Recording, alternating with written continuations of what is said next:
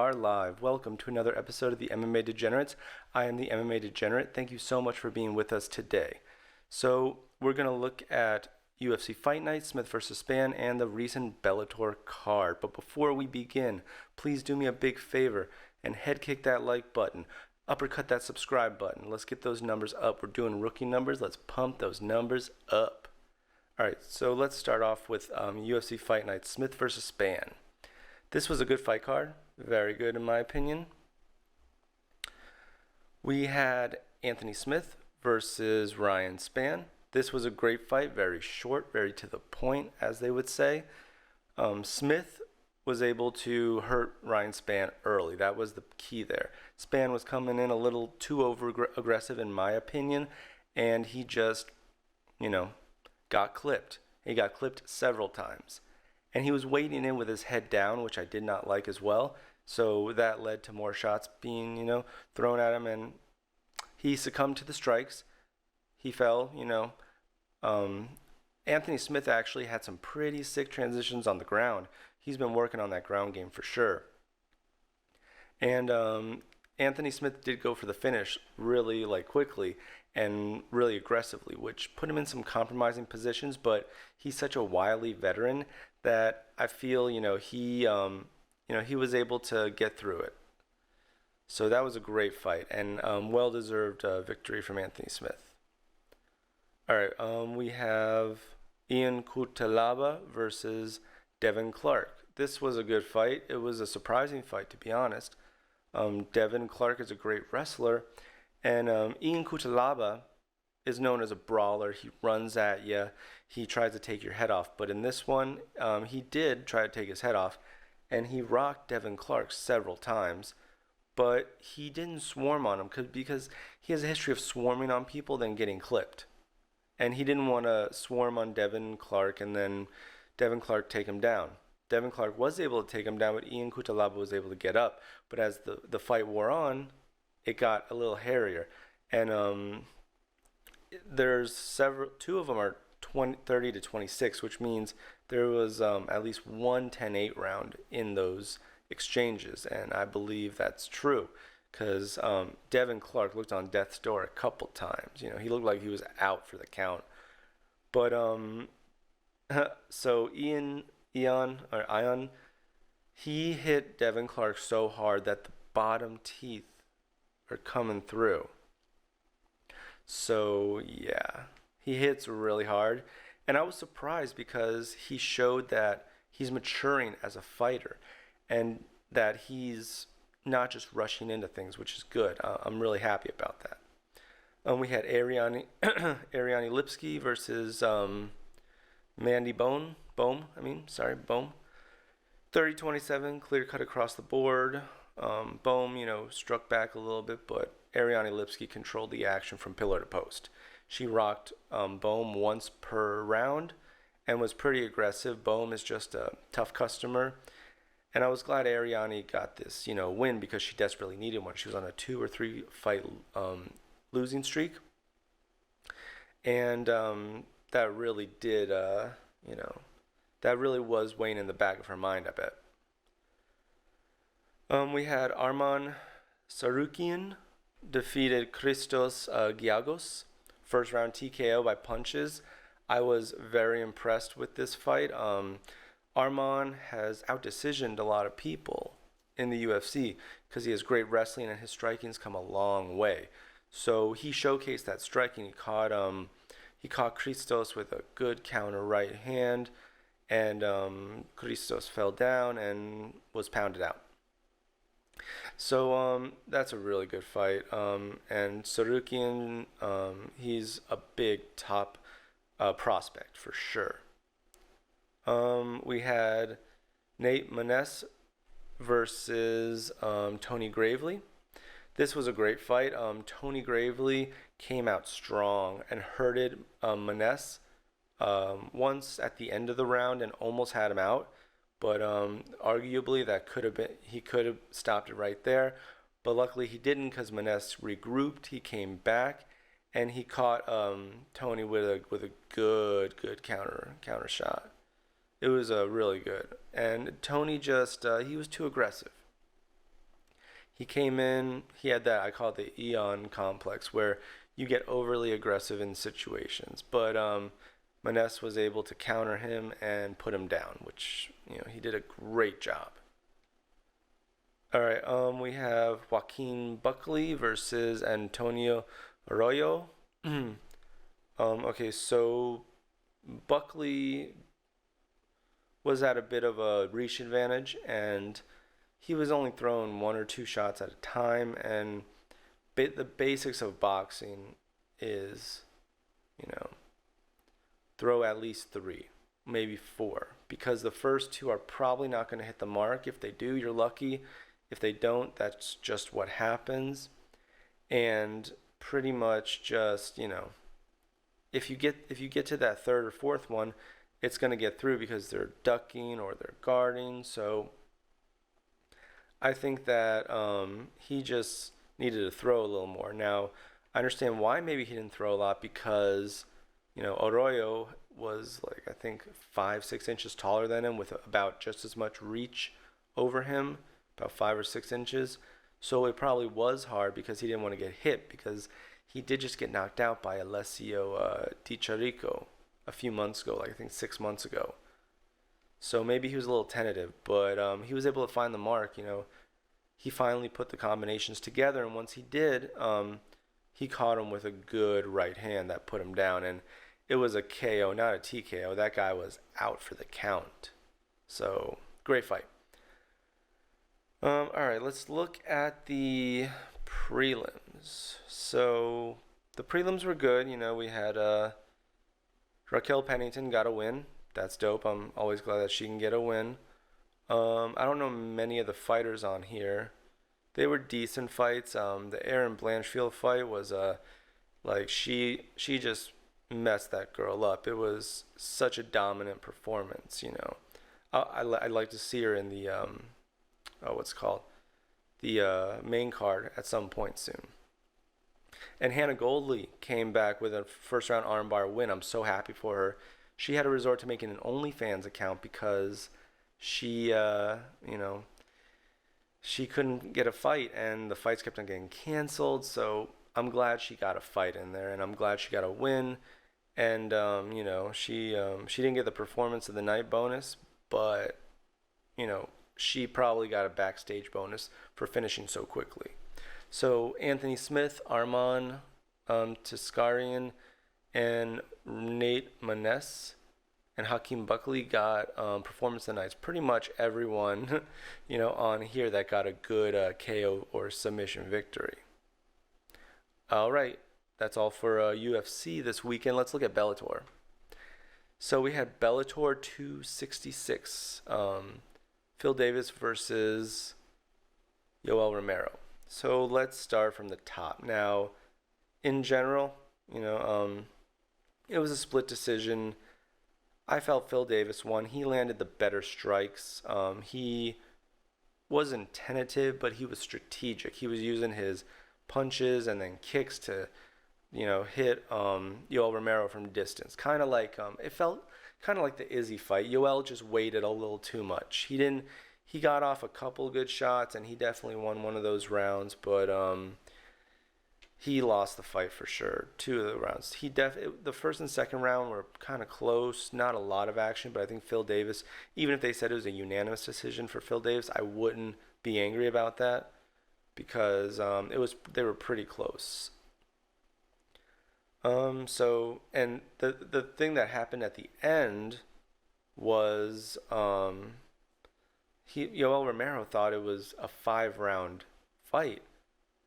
And I understand he's coming from the UFC where all main events are 5 rounds, but didn't he read the contract? Didn't his managers didn't they train for a 3-round fight? Like, I don't know why they thought, it would be 5 rounds. I'm sure in the contract it said, 3-round fight, and if it didn't, it needs to be in there.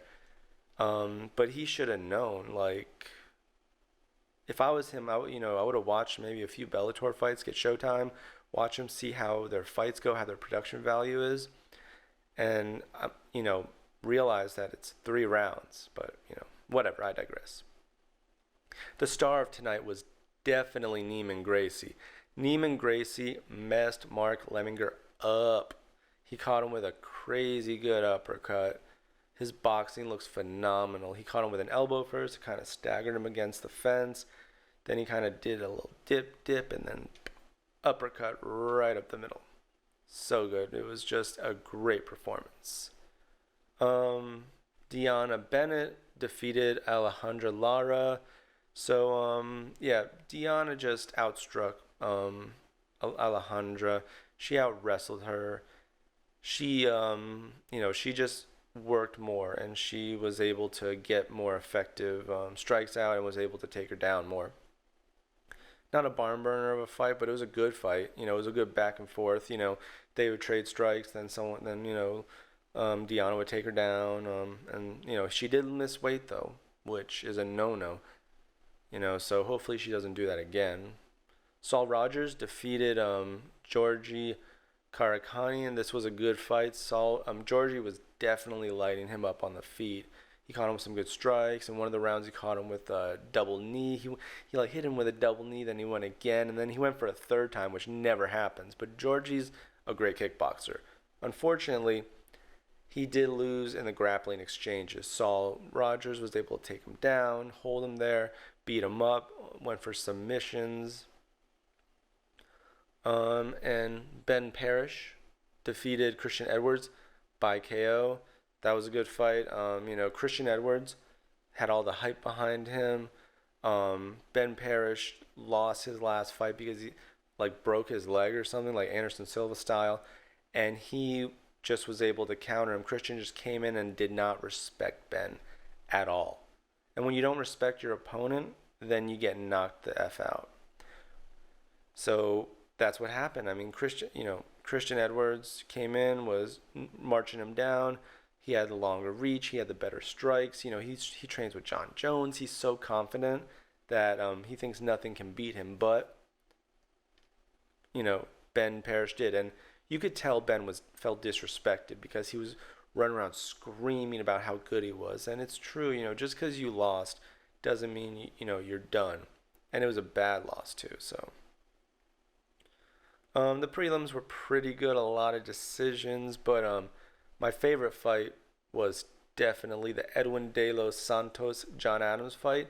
Not just because it was a TKO, body kick and punches, but also because this was Edwin De Los Santos's debut. I love seeing fighters debut, and his striking is phenomenal. He's going to do so well in this division, and he's going to just march dudes down and beat them up. So I'm happy to see that and to watch him next. So let's look at the UFC rankings, and then we'll see what's next for our fighters. So we had Anthony Smith defeated Ryan Spann. So Anthony Smith is ranked number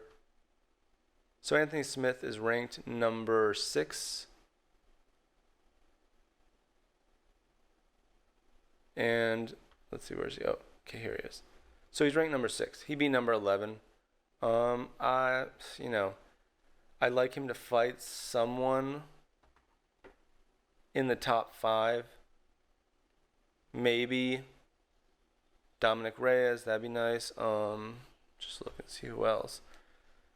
Maybe Magomed Ankalaev. Dominic Reyes just lost. So maybe Thiago Santos, because he fought Dominic Reyes last. That would be dope. But so Ryan Spann, he's not going to go up or down because he fought someone above him. So give him Paul Craig, because Paul Craig was supposed to fight on the last card in Vegas, but it was moved from London to Vegas. So he wasn't able to fight.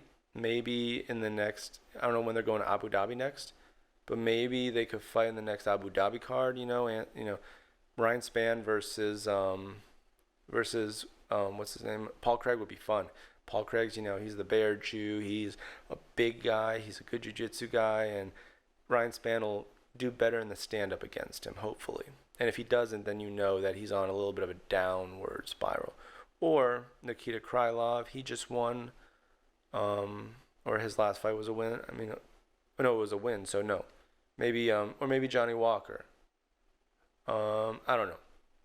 But I do like the Paul Craig fight for Ryan Spann.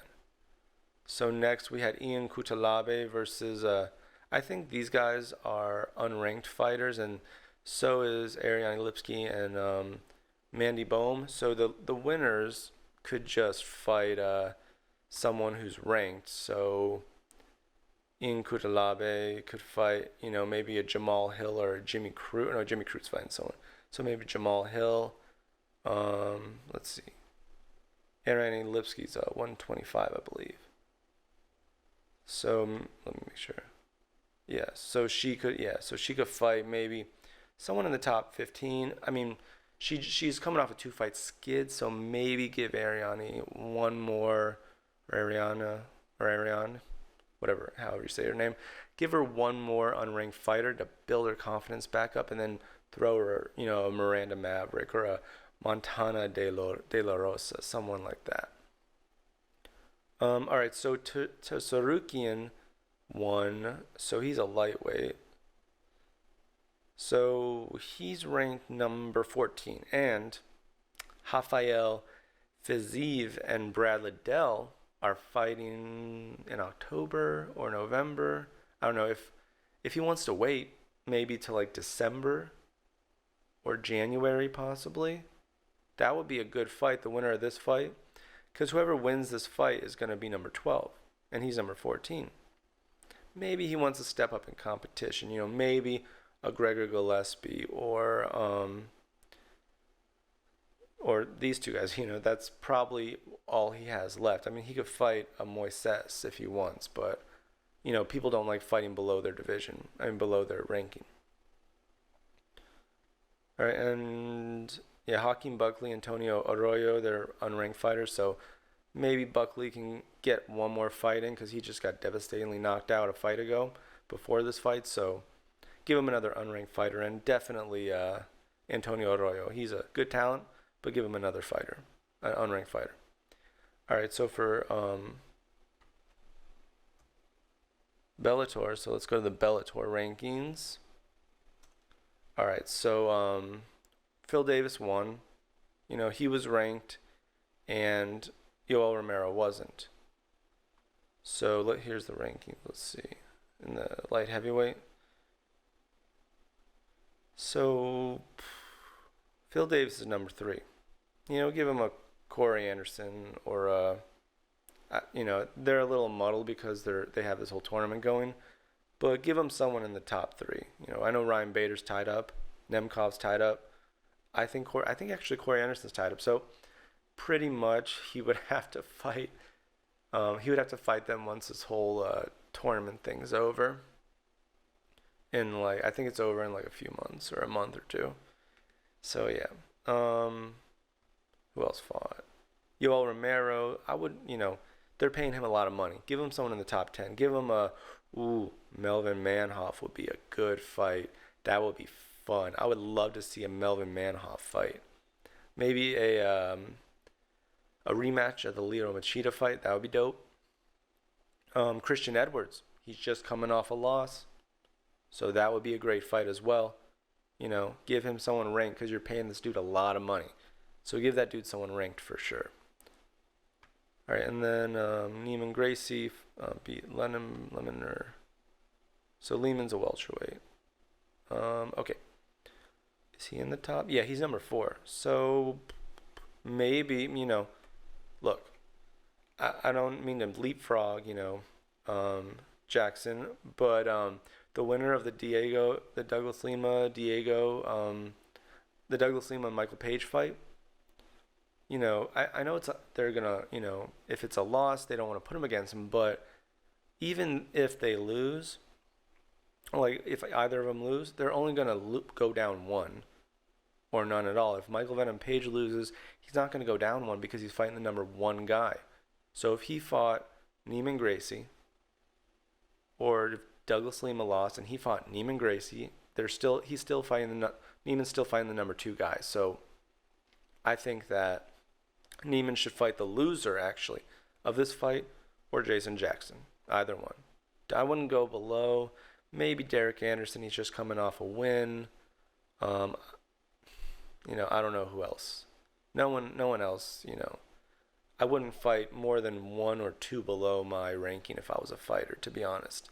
Unless they were paying me a boatload of money and they said, if you lose, we'll still give you a top 5 guy. Then I'd be like, okay, fine. All right. Who else fought on that Bellator card? So Saul Rogers, I don't know if he's ranked, but Georgi Karakhanyan might be ranked. So if Karakhanyan's ranked, no, Karakhanyan's not ranked. And neither is Saul Rogers. Okay. So Karakhanyan's a good fighter. Maybe give him someone in number 8, 9, or 10. Adam Piccolotti, that'd be a fun fight. Give him maybe Aviv. That'd be a fun fight. He's that Israeli dude that's just been messing things up. That would be a fun fight. Saul Rogers versus him.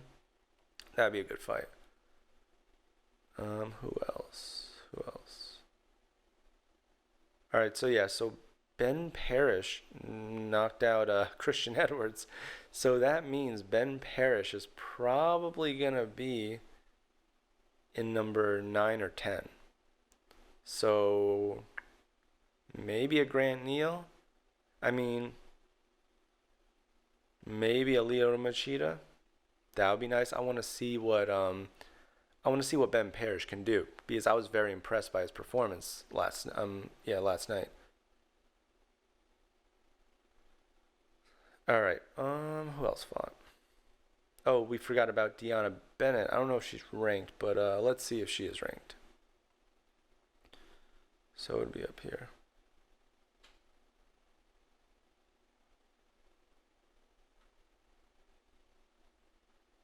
I don't see it. Oh, here we go. Women's, right? Flyweight. Okay. Yeah, they're not ranked. So I know Valerie Loreda's fighting. She said she's fighting soon, because she tweeted like last month that she's fighting soon, so she wouldn't be fighting Deanna Bennett. Maybe Deanna can fight the other Deanna. That'd be nice. It'd be good to see her fight a top 10 lady, because she showed that she has good striking, she has good takedowns, so she can hang in this the top 10 of the 125-pound division. So I would want to give her Diana Avsaragova. I think that's how you say it. That'd be a good fight. That'd be a great fight. And these are all unranked fighters. They just fight other unranked dudes. That's all I would say. All right, let's look at some fight announcements.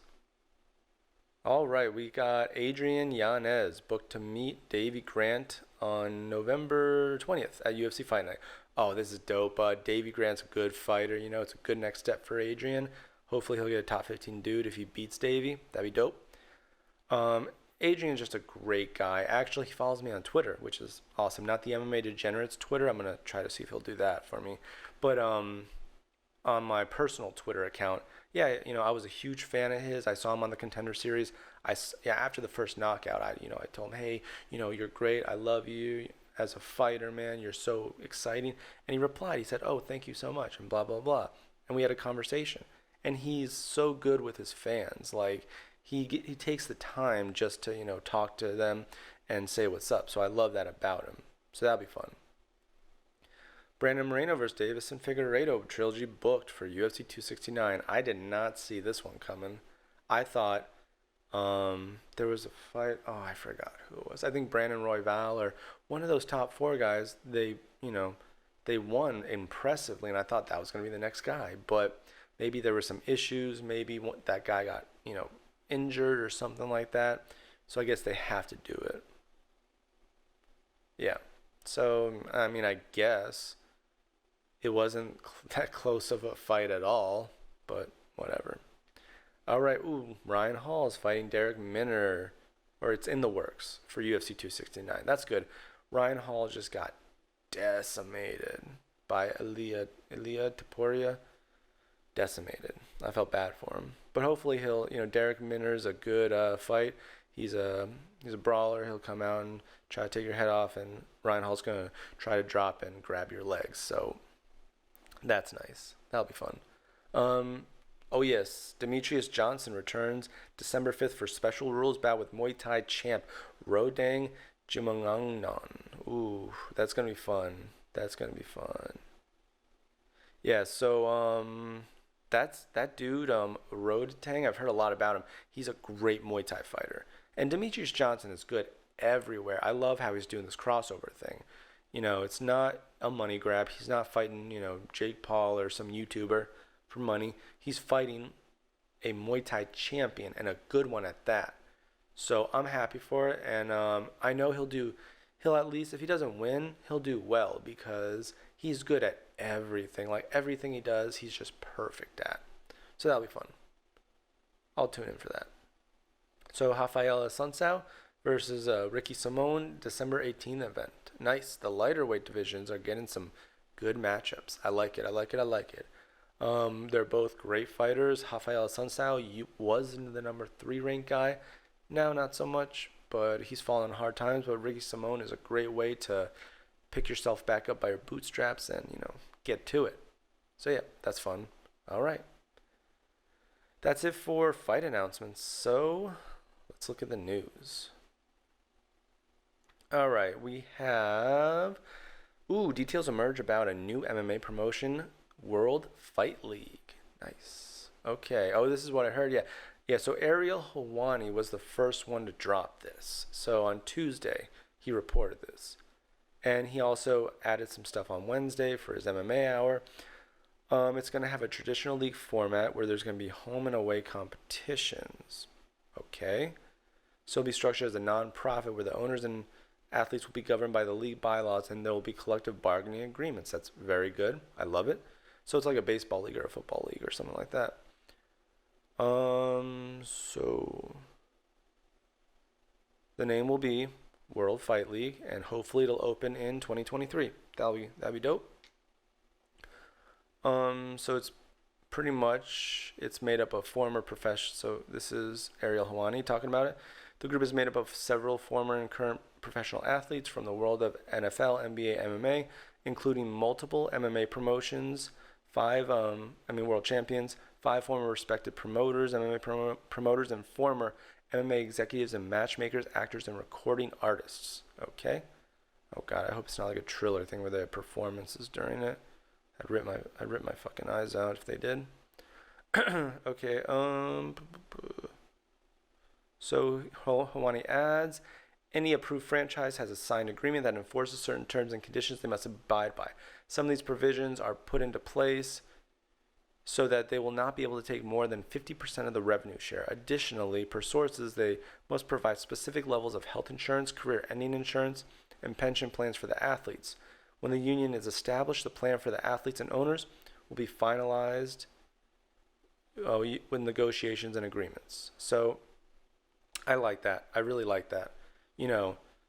Unfortunately, the UFC, it's playing a little hardball where it takes 80% of the profits, which isn't good. It needs to be a 50-50 split with these athletes. And if you're not going to do a 50-50 split, then they need a pension plan if they've had more than, 5 fights in the UFC or something like that. So, yep, that's good. Hopefully it turns out well. Sometimes MMA promotions can be money pits. Like the UFC put in $40 million before they even saw a profit. So, all right. So Jake Paul and Tyron Woodley did 500,000 pay-per-views. Nice, not bad. Little more than I expected, actually. I saw it. I didn't buy it. Crack streams for life, my brothers and sisters. But good for them. I'm glad Tyron Woodley got his $2 million. Hopefully that they don't take too much of it because he's not getting the tattoo, or hopefully there actually wasn't even a tattoo in there at all. All right. Sean O'Malley talks, I don't think I should be main eventing for the money I'm making right now. Okay. So he said in the MMA hour, 100%. It was about the date. I love the matchup. I would love to fight Edgar. I'm not worried about it. This is talking about how he turned down a fight. So he's just talking about how, he wants to get, so he's saying, I don't want to fight him because I want to get paid more to fight him. Yes, I'll fight Frankie on December 11th in Vegas. I would love to fight it. That fight is what I was hoping for, and that's the matchup I wanted. I would also fight Dominic Cruz on the 18th. So he says, I feel like I'm a main draw at 135. He's not wrong. I'm the biggest name at 135. Yeah, not wrong. So there's a lot of sweet, interesting fights at 135 I would love to be part of. Obviously, I want to get paid fairly, but yeah, I think I'm not too far off from fighting for the title, main eventing, pay-per-views. It depends. I really want to fight these three fights out and start talking big names. I don't think I should be main eventing for the money I'm making now. I think I should be getting paid more.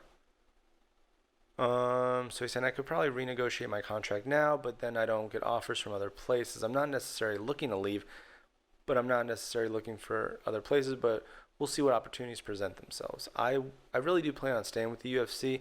I think I belong with the UFC, but I'm going to get offered twice as much money to do something. I love boxing. We'll see where it goes. Like I said, I love the UFC. They've been nothing but great to me, and I think after this contract is up, I don't think they'll have an issue paying me what I think I deserve. But we might be on a completely different mindset there. They might not think I'm worth $500,000 or whatever the number is. I've been on five consecutive pay-per-views.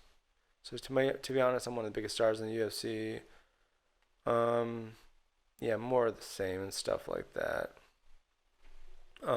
So yeah, I mean, he's on his contender fighter contract where he's probably getting paid like 50 and 50 to fight, 100 maybe at the most. So, I don't see anyone, maybe Bellator might pay him more. He might, he's kind of chummy with the Thriller guys, he could get some fights together with Thriller, or Triller, not Thriller, Triller. So, hopefully he doesn't leave the UFC. I love Sugar Sean O'Malley. Hopefully Dana White and the UFC give him what he deserves. So I hope he doesn't leave. Anthony Johnson out of Bellator lightweight Grand Prix and title fight due to illness. Oof. Really wish I could go into detail about how I truly am. Just know I need as many prayers as I can get. I'll see you in 2022, God willing. Never been afraid of anything in my life, but I've remained strong with the support of my friends and family. He said this is going to be a battle, and I'm going to have to dig deeper than I ever have before. Love you all, Rumble Squad, not COVID. So it's not COVID, so that means he might have cancer or some sort of like diverticulitis, or that means it's something not good. That sucks. I feel bad for him. I hope he's okay, and I hope he comes back. My prayers and thoughts go out to you, brother. All right, so Joseph Benavidez retires from MMA. Yeah, I saw that coming. He wasn't doing well, and hopefully he invested his money wisely. And we have another retiring, Carlos Condon. Great fighter, sad to see him go, but also, he wasn't looking bad, but he wasn't looking good. So just, hopefully he has a job, or he invested his money wisely. But my thoughts and prayers go out to him, and I hope they both have a great retirement. And I hope they don't come back to like MMA, maybe Triller, or a boxing thing to like make a lot of money, but that's about it. All right, I thought it was corrupted, and I left. GSP opens up on first retirement in 2013. So he said, I had a lot of issues with the UFC because performance-enhancing drugs. We were talking behind closed doors, and I know they know a lot of their athletes were using performance-enhancing drugs. But I'm not stupid. I know how the business works. They didn't want to test them because they knew a lot of their champions would fall. I think I carried too much pressure for too long. I was a champion for a long time, and it's hard to become champion. It's never hard to stay champion. It's even harder to stay champion because you have a lot of pressure on yourself. I think I just needed a vacation. I was in some kind of depression at the time. All right, he's just talking about how I was ashamed, but I was also going through mental depression, and, I was fighting in the UFC against performance-enhancing drugs, and he had personal issues and blah, blah, blah.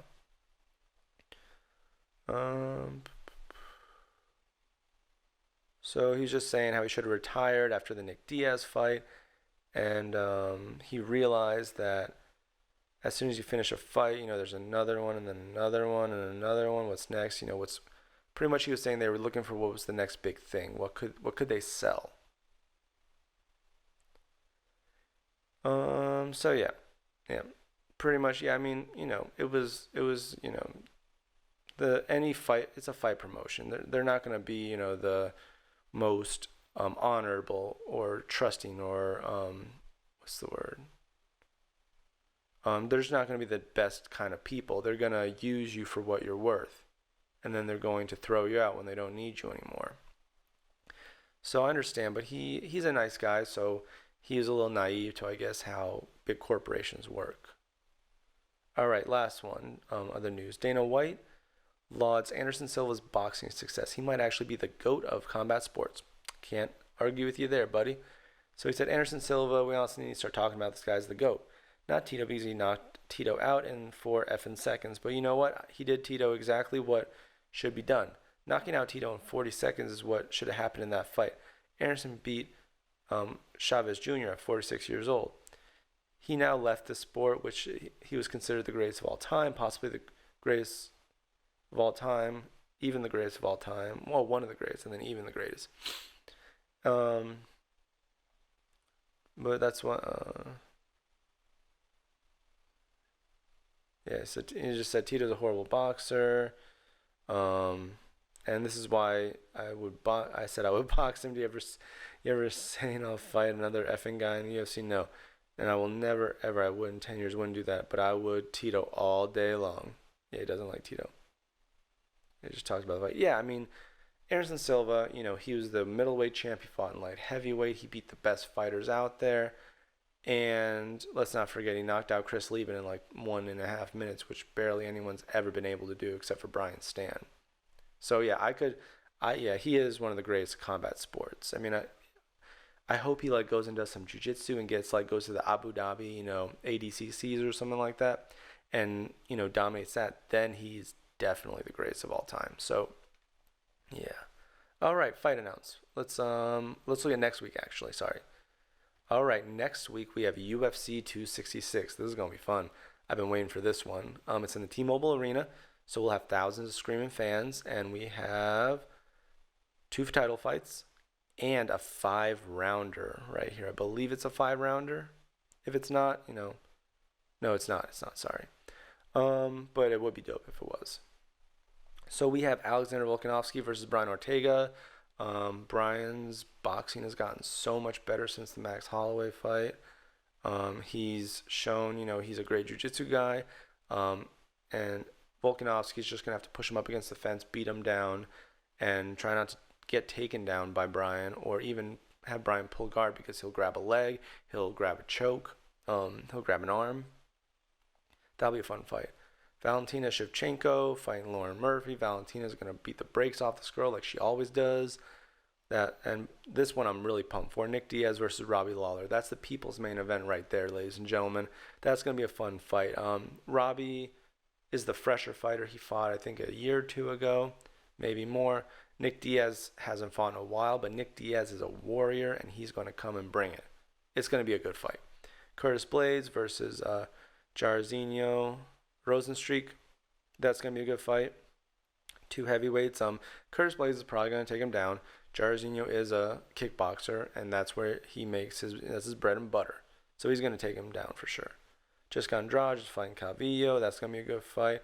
All ranked fighters, so I'm good with that. Marlon Moraes versus Durab-Shili. That's good. Merab is a great fighter. It's going to be striker versus grappler for sure. Dan Hooker versus, that was my dog, sorry, versus Nasrat Habergast. That's going to be fun. And then Shamil Aburakamia versus Chris Dukakis. That's going to be fun. We got some good fights down there. All right, that's it for this week of the MMA Degenerates. Have a great day, everyone, and please do me a big favor. Kick that like button. Smash that subscribe button. Let's keep those numbers up. These are rookie numbers. We got to pump those numbers up. Have a great day, everyone.